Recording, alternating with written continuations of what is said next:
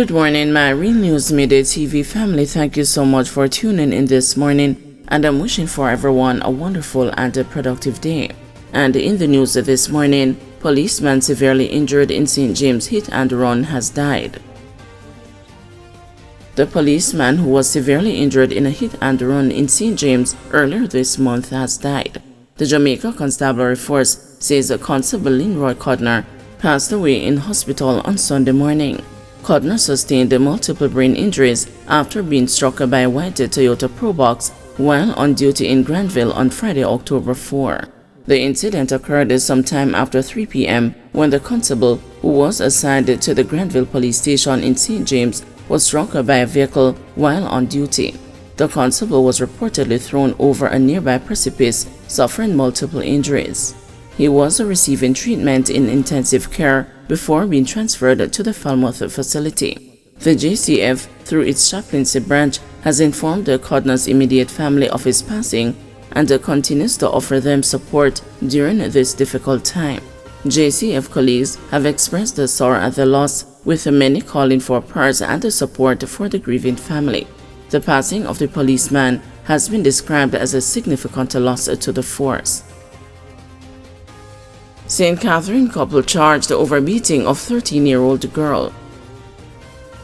A correctional officer has been charged with child abuse and cruelty to a child over the beating of the 13-year-old daughter of his female companion.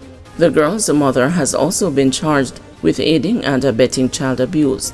They are booked to appear in the St. Catherine Parish Court on November 5. It is reported that on Friday, October 18, the child was severely beaten by the man.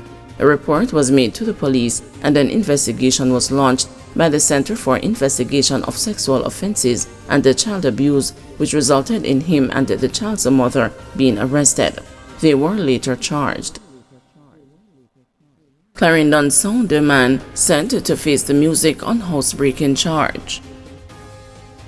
26-year-old Andre Mackenzie, otherwise called Jay, a music technician of Fosmore Drive, Maypen, Clarendon, was arrested and charged with housebreaking and larceny following the robbery of a house in Cassava Peace, Victoria Town, Manchester on Thursday, October 17.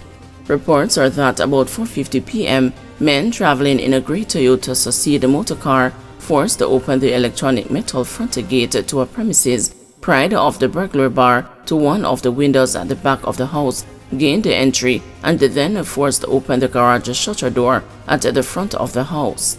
They then drove the Toyota Succeed motorcar inside the garage, where they proceeded to severely ransack the house and removed several electronics and other household items. The police were alerted by residents who became suspicious of the activities at the home.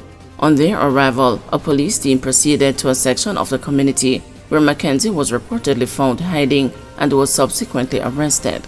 The Toyota Succeed motorcar was found in the garage of the home that was broken into, along with several appliances and other household items.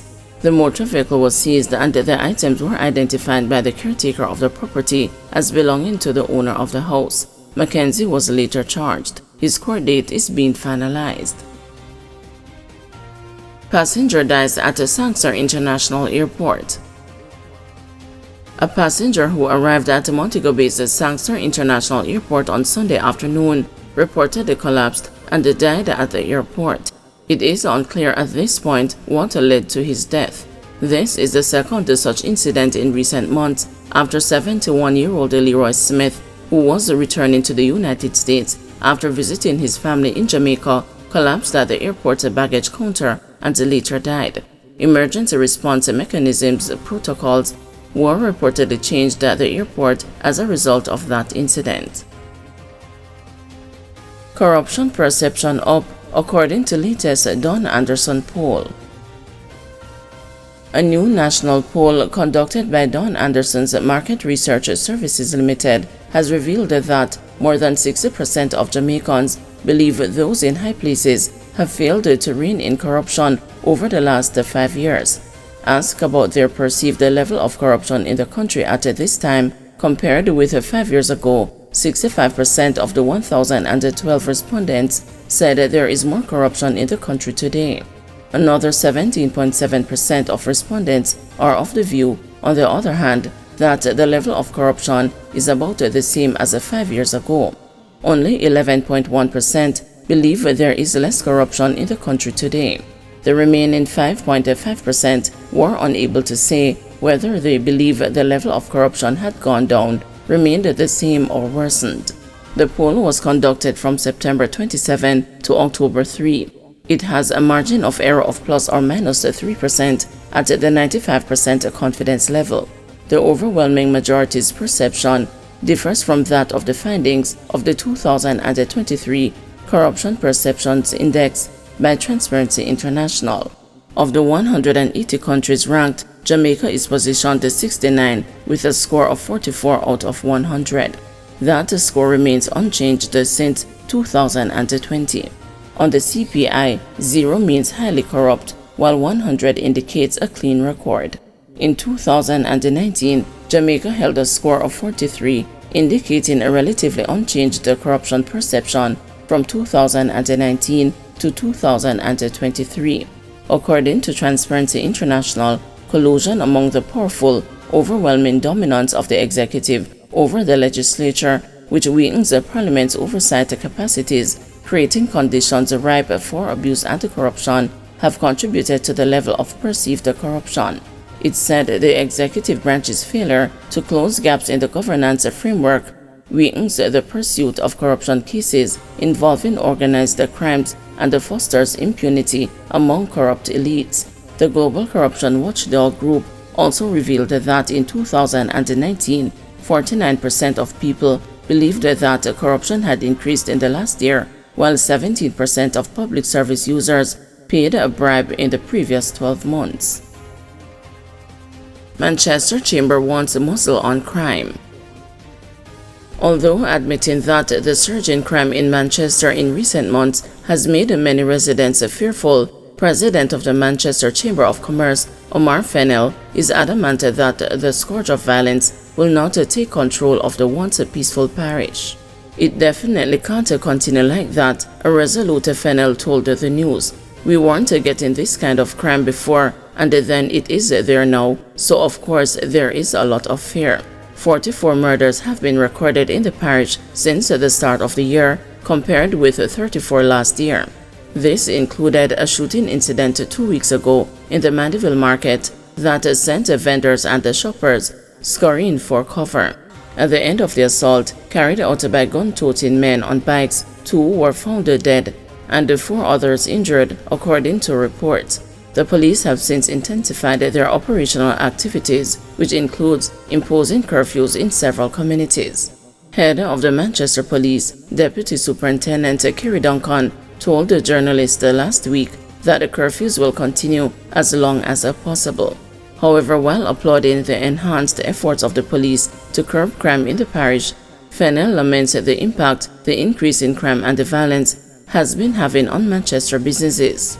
There wasn't a curfew in the town, but persons were closing as a result of their sending home their staff, some of the persons who are in the volatile areas, and they are just not going to remain open with just the rest of staff, and everybody around them is closing, he said. I do know that some persons, especially in Christiana, had mentioned that the murders that are happening there are definitely in the town and closer to the businesses. And without there being a curfew, they were just closing down because they don't want to be operating when persons are being killed right there in front of them, he added. Minister of National Security Dr. Harris Chang, on a tour of the parish last week, said lottery scamming is to be blamed for the increase in crime in Manchester. He, however, assured that the police are now more equipped to combat it. They have had the experience from elsewhere and they are trained and organized to deal with it. Lottery scamming can generate a lot of violence, but as I said, we are better prepared, better organized, and we are doing the required not only investigation but monitoring, he told the media. However, Fennell, a resident of the parish for about 25 years, believes that the increase in crime is also because of the mass migration of criminals into the parish from other parishes that were subjected to states of emergency. When they locked down the surrounding areas, persons tried to seek some sort of haven. If there is a lockdown in Clarendon, Trelawney, St. Elizabeth, which are also areas which would have seen increase in crime, then they'll find that persons would be coming into Mandeville, he said. There is a lot of crime that is being committed that's not being committed by residents of Manchester, and some of the victims themselves are not residents of Manchester, he added. However, he said that business people and residents alike are all invested in seeing Manchester becoming that nice, quiet place again, and are committed to cooperating with the authorities. For instance, he said some businesses were reluctant at first to connect to the Jamaica Eye system, but have now reconsidered. The Jamaica Eye is the national closed-circuit television surveillance system that allows registered private citizens to share footage from their cameras with the local authorities free of cost. Its primary aim is to use digital imagery to detect and deter criminal activity. The program is also intended to be used in the arresting and arraignment of offenders. There might have been some hesitation in the past, but with the uptick that's happening now, as you can imagine, persons want to get rid of it. There are many persons now that are offering to jump on this system to play their part in curbing the crime, he said. Fennell further stressed the importance of reducing incidents of violent crime before the Christmas holiday season. Persons want to be out in numbers. Persons want to be out late. If that is affected, it's like the livelihood of every single person in Manchester would have been affected, so we must find a way to get it down, he said. Guys, thanks for watching. Please join us this afternoon at 2 p.m. for another news update.